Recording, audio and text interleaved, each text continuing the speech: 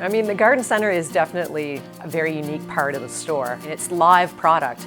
Not very challenging keeping a toilet alive, but it can be very challenging to keep a tree or a shrub or a flower alive. So there's lots of training that has to go into running and managing the garden centers.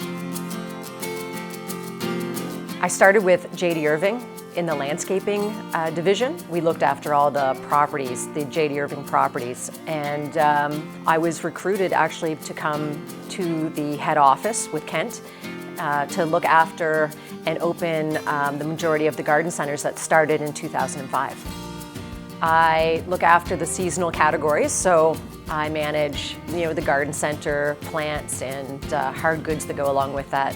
I also manage patio furniture, and I also manage Christmas. The seasonal categories you have to refresh every single season. We do a lot of trend predictions, so we're buying about a year to a year and a half out of the season.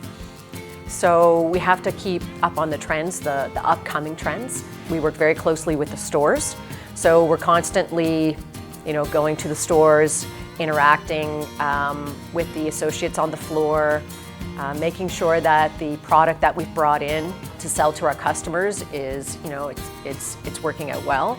It's a very dynamic career, and it's one of the best careers I could have hoped to have. I like to say I'm from around.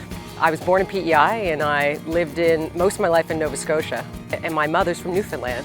And then I ended up here with a job, so I pretty much cover the entire Atlantic provinces.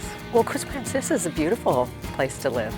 Kind of takes you away from the hustle and bustle of the city. St. John's fantastic, but Quispamps, this is a little quieter. So I love to garden. I think I probably started gardening because my mother and father were very strong gardeners, and they probably continued gardening because their parents were also very strong gardeners. My father grew up on a farm, actually, so my grandmother used to have a huge vegetable garden. I would love to have a nice big vegetable garden, but the deer are they won't allow me. So I just do the ornamental plants. So that's the challenge. Find something that the deer don't like. So last year, we sponsored community gardens. That was a really nice connection with the community that we had last year. So community gardens would be, a garden where people can go and plant whatever they want, like vegetables, flowers for the summer, and then, harvest whatever it is they planted and bring it home and eat it or enjoy it. And so I really enjoyed being part of that.